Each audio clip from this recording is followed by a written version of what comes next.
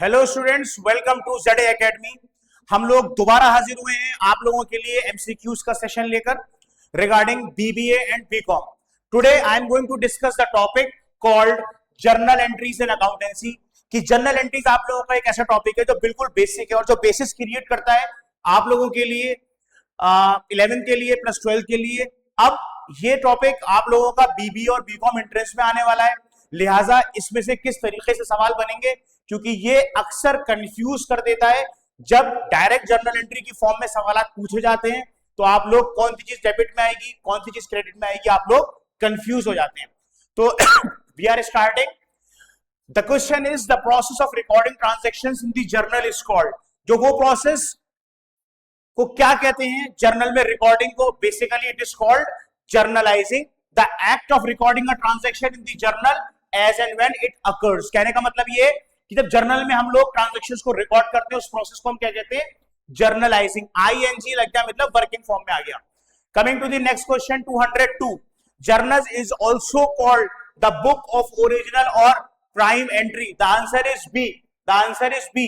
क्या है जर्नल को हम क्या कहते हैं, the book of prime entry, the book of original entry. Why it is called, because it creates the basis. ये बेस क्रिएट करता है लेजर के लिए, ट्रायल बैलेंस के लिए, ट्रेडिंग अकाउंट के लिए, प्रॉफिट एंड लॉस अकाउंट के लिए, बैलेंस शीट के लिए।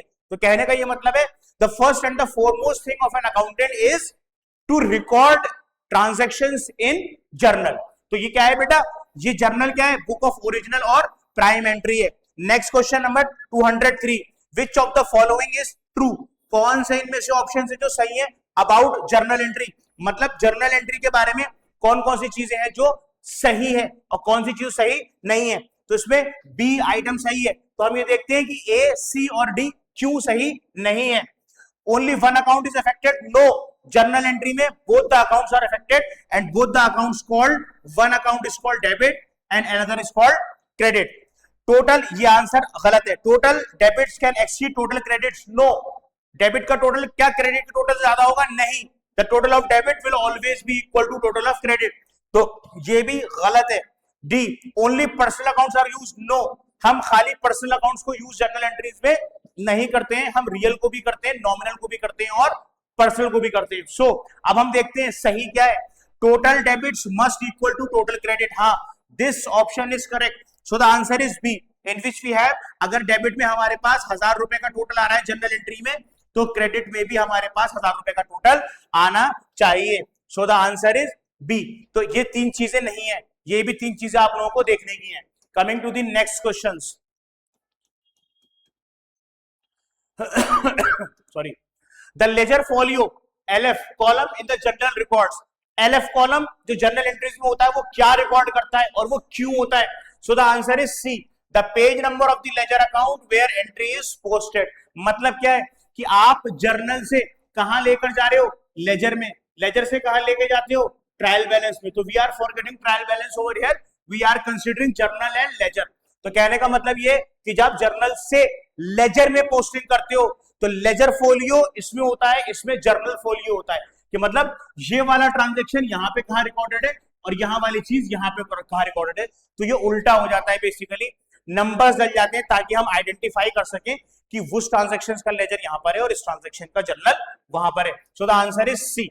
A narration in a journal entry is, जो नरेशन होता है बेसिकली कि आपने लिखा, क्या लिखा, cash account debited to capital account, being capital introduced in cash. तो जो अंग्रेजी में आपने 4-6 वर्ड्स लिखे उसको हम क्या कहते हैं बेटा, उसको हम कहते हैं नरेशन। क्या नरेशन होता है बेसिकली, कि वो जर्नल एंट्री क्या है, वो क्यों होता है। बेसिकली क्या है कि हम जो कॉमर्स के स्टूडेंट्स हैं हम जानते हैं कि वो डेबिट और वो क्रेडिट क्यों हो रहा है, वो चीज क्या है। बट अगर उसे कोई लेमैन देखे, अगर कोई ऐसा आदमी देखे जो जर्नल से और लेजर से वाकिफ नहीं है, वो नहीं जानता, तो वो पढ़कर समझ ले कि वो क्या है। तो basically a narration in a journal entry is, the answer is B, a brief explanation in brackets of why the entry was made. क्यों हमने उसको रिकॉर्ड किया है, इसको हमें देखना होता है, इसको हमें देखना होता है। द आंसर इज बी, मतलब नरेशन ये बताता है कि जर्नल एंट्री क्या है, basically explanation. Now coming to the next question which is 206। Under the golden rules sales account is classified as nominal account which is credit all income। चलो अब main चीज आ गई जनरल एंट्री की sorry, main चीज आ गई general entry की। मैं इसको आप लोगों को बताता हूं कि ये कैसे होगा। ठीक है, अब मैं एक बार लिख देता हूं गोल्डन रूल्स। यहां पर मेरे पास जगह है, यहां पर थोड़ा स्पेस है, तो मैं यहां पर लिखकर समझाने की कोशिश करता हूं आप लोगों को कि गोल्डन रूल्स क्या है। तो पहला गोल्डन रूल हम मान के चलते हैं, कौन सा होता है, सब लोग पढ़ते हैं रियल अकाउंट का। कौन सा होता है बच्चों? Real account.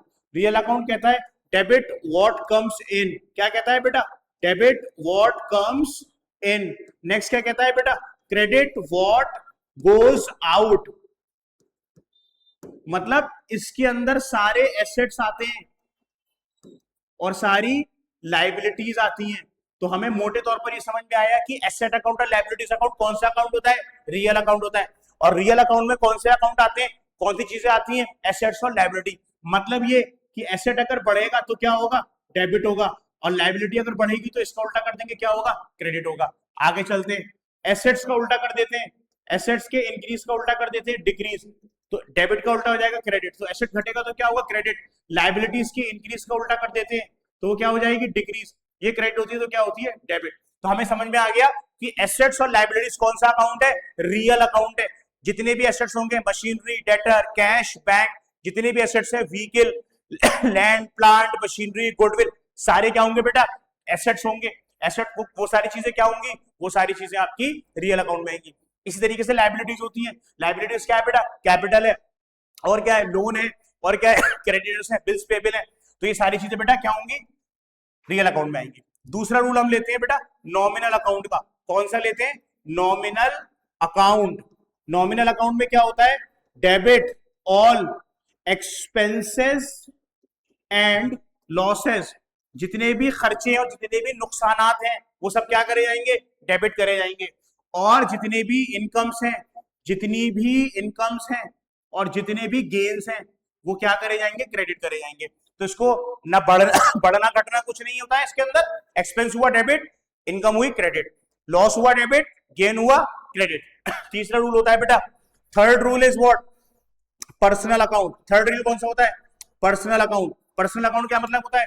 Debit the receiver, credit the giver.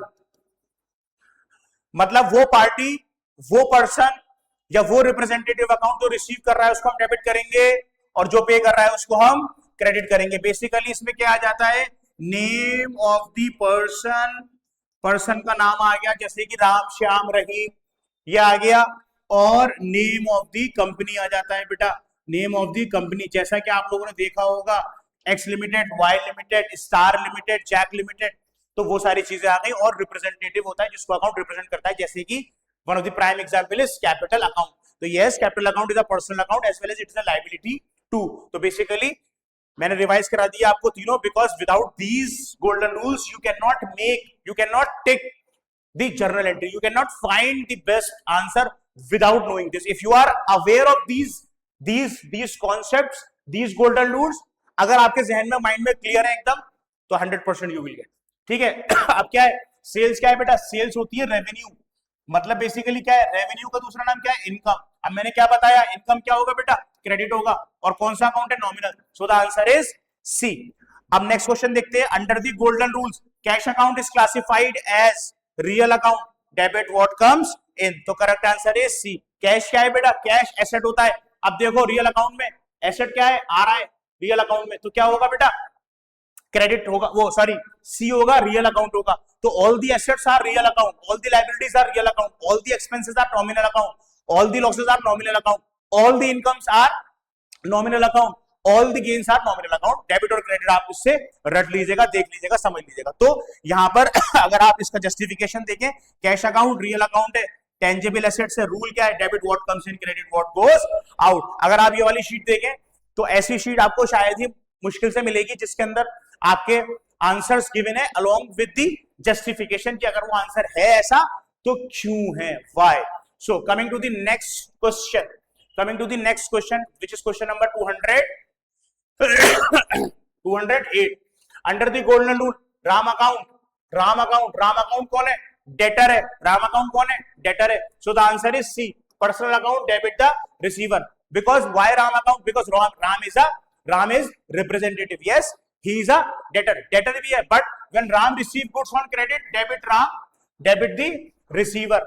मतलब बेसिकली क्या है, अगर आप सामान बेचोगे राम को तो एंट्री क्या बनेगी, एंट्री क्या बनेगी, उधार पर बेचोगे, Ram account debited to sales. Here the receiver is Ram, but Ram is a debtor also, but we will prioritize on personal account if name is given. Here the name is given, so it will be considered as personal account because he is receiving the goods. Coming to the next question, when goods are sold on credit to Mohan for rupees 20,000, the journal entry is, अगर हम सामान बेच रहे हैं मोहन को उधार पर तो जनरल एंट्री क्या बनेगी, the answer is B, Mohan debited to sales. अगर हम सामान बेच रहे हैं उधार पर तो एंट्री क्या बनेगी बेटा, Mohan debited to sales.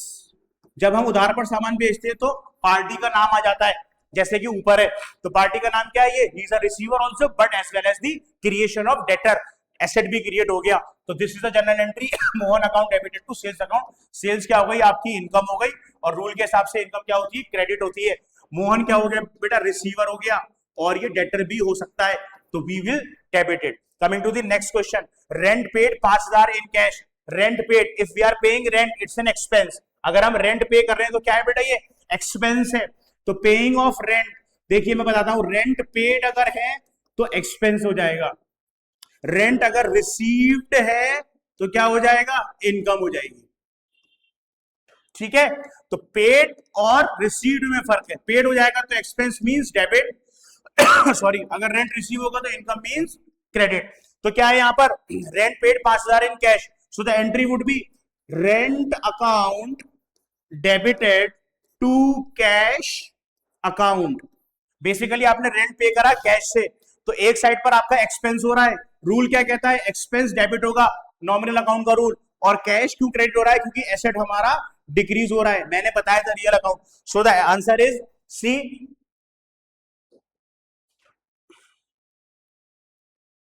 So the answer is C, sorry, so the answer is C, rent account debit to cash. मैंने गलत मार्क कर दिया था, sorry. So coming to the next question, question number 211.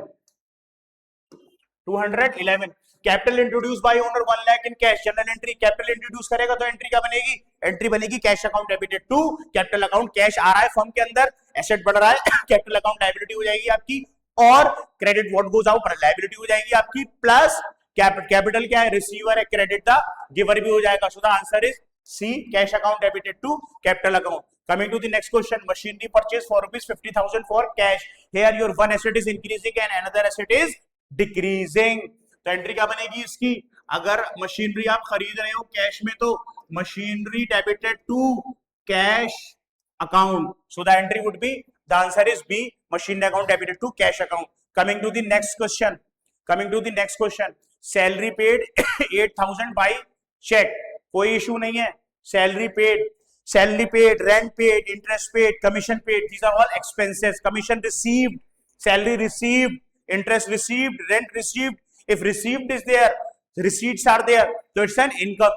Basically here we are paying salary by check, तो check के through देते हैं तो bank will be added. Basically this transaction is happening through bank, bank के through transaction हो रहा है, so the entry would be salary account debited to bank account. Why?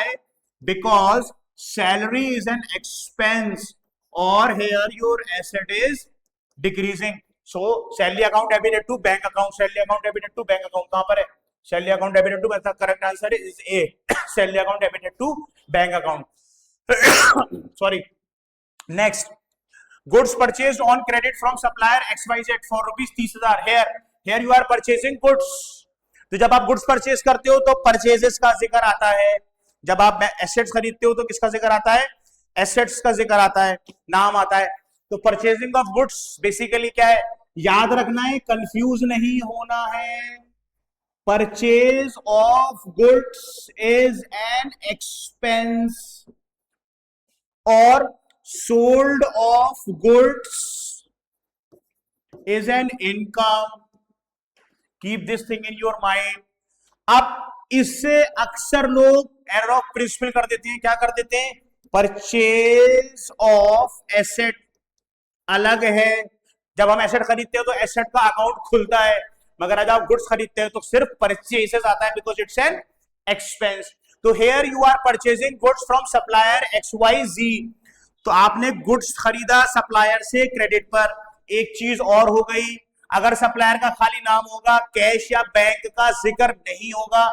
याद रखना ये पॉइंट, अगर यहां पर तो दे रखा है क्रेडिट, बट अगर ये वर्ड नहीं गिवन होता goods purchase from supplier XYZ, तो बेसिकली ये क्रेडिट ट्रांजेक्शन होता, क्योंकि कैश का जिक्र नहीं है। अगर इसके आगे कैश का जिक्र होता तो ये कैश की ट्रांजेक्शन होता, मगर इसका ट्रांजेक्शन, ये कौन सा ट्रांजेक्शन है, नाम गिवन है तो ये उधार का ट्रांजेक्शन है, लायबिलिटी क्रिएट हो रही है।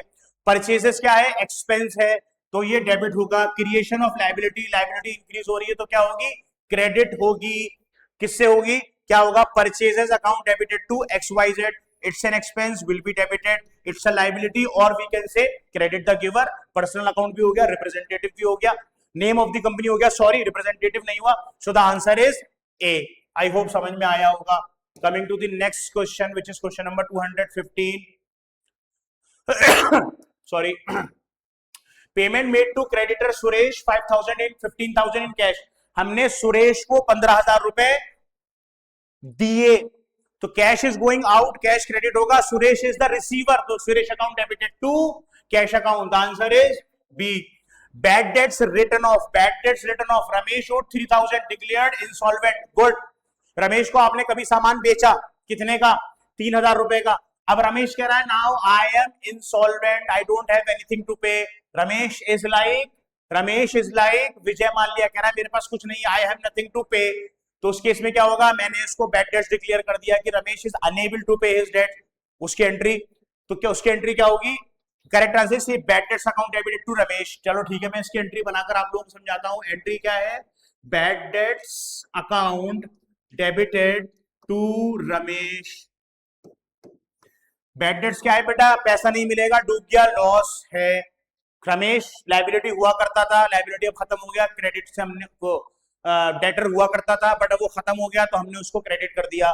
जब डेटर था तो वो डेबिट था, आज डेटर नहीं है क्योंकि वो दे ही नहीं सकता, हमने उसके बुक्स ऑफ अकाउंट से हटा दिया।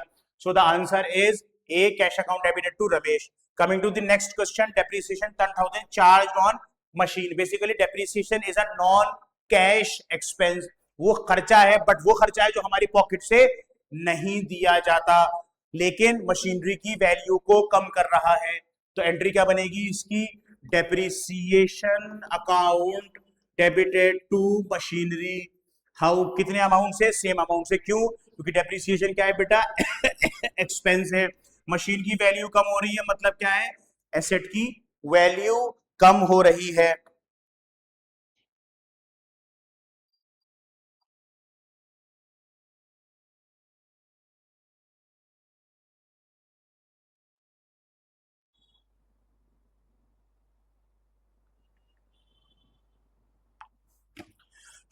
So the answer is depreciation account debited to machinery account, the answer is C।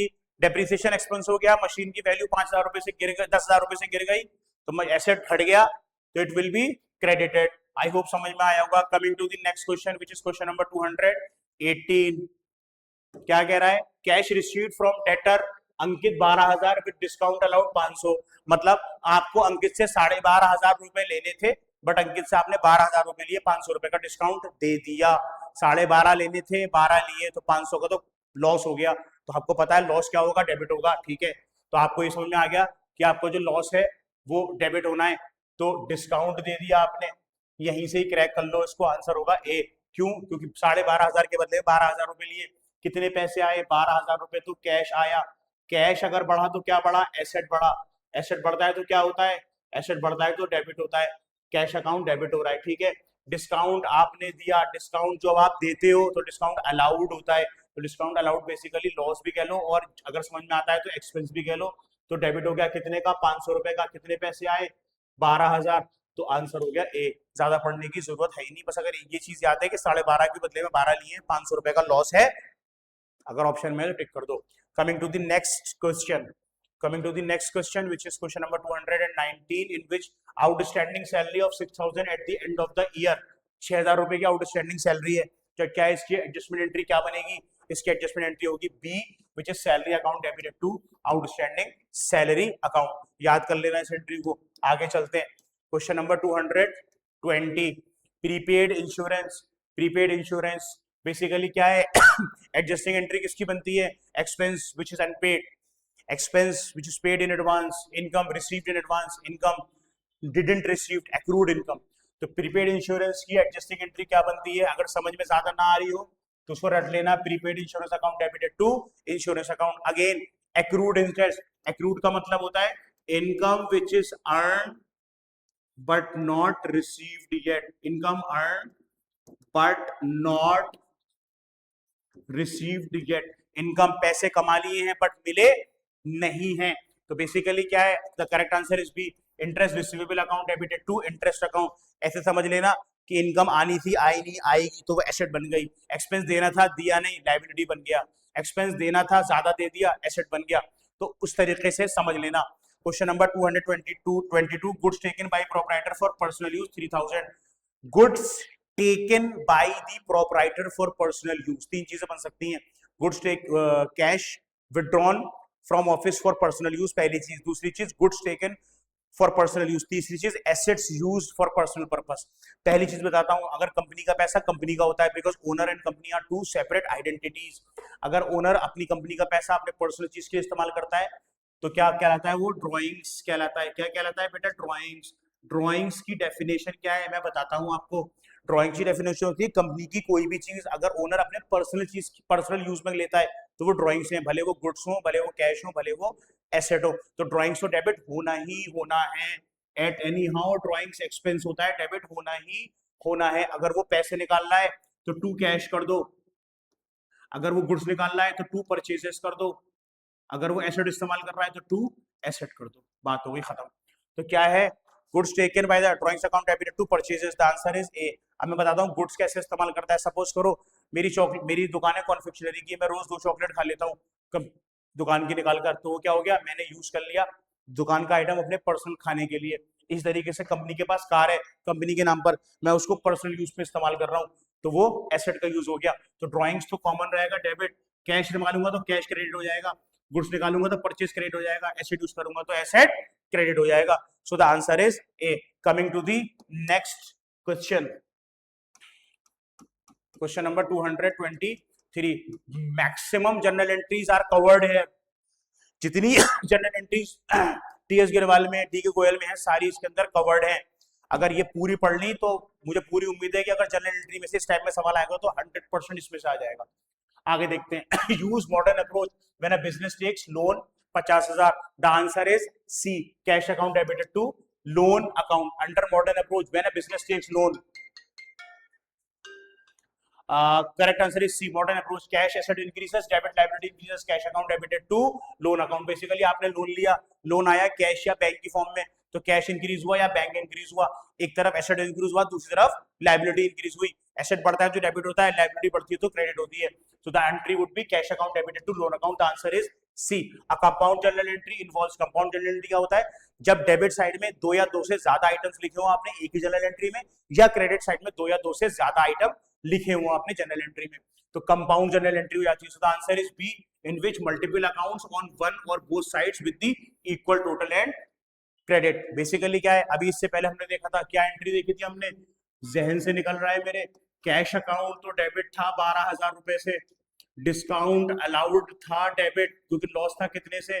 500 रुपए से. आई थिंक कोई पार्टी थी जिसने दी, शायद अंकित था मेरे ख्याल से, शायद, हो सकता है नाम कुछ भी रखना, अपना रख लेना, कोई दिक्कत नहीं है. तो this is compound journal entry. अब देखिए अगर यहाँ का टोटल करें तो 12.5 आ रहा है और यहाँ का भी 12.5 आ रहा है. तो कहने का मतलब है चाहे यहाँ पर मल्टीपल हो चाहे क्रेडिट में मल्टीपल हो, total should be same of debit and credit. तो कंपाउंड जनरल एंट्री क्या होती है? मल्टीपल अकाउंट्स ऑन वन और both sides with equal total and debit. So the answer is B. Coming to the next question, coming to the next question. Sorry,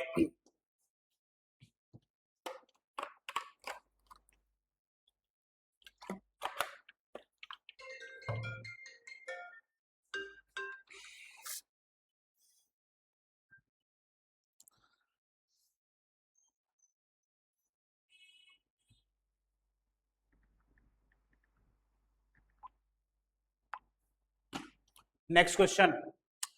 The opening entry at the start of new year is made in, the opening entry at the start of the new year is made in opening entry recording all opening balances recording the general proper, that is in the general. Opening entry जब बनाते थे general entries में, आप लोगों को याद होगा last में सारे एसेट्स को डेबिट करते थे, सारी लायबिलिटीज को क्रेडिट करते थे। तो ओपनिंग एंट्री में जनरल में आ जाएगा विच of the following is an adjusting entry. अब इसके अंदर देखेंगे हम एडजस्टिंग एंट्री कौन सी है। C depreciation charge at year end, मतलब adjusting entry because we are adjusting. Depreciation हम पहले निकाल चुके हैं, अब हमें डेप्रिसिएशन को एडजस्ट करना है। तो क्या है, परचेज ऑफ मशीनरी डायरेक्ट है, परचेज ऑफ मशीनरी क्या है, डायरेक्ट है, आपने खरीदा डायरेक्ट एंट्री बना दी first time. Sale of goods on credit, पहली बार ट्रांजैक्शन हुआ है, पहले ही बार होगा, दूसरी बार हो ही नहीं सकता, क्योंकि हमेशा जब भी आप गुड्स बेचोगे अलग अलग एंट्री करोगे।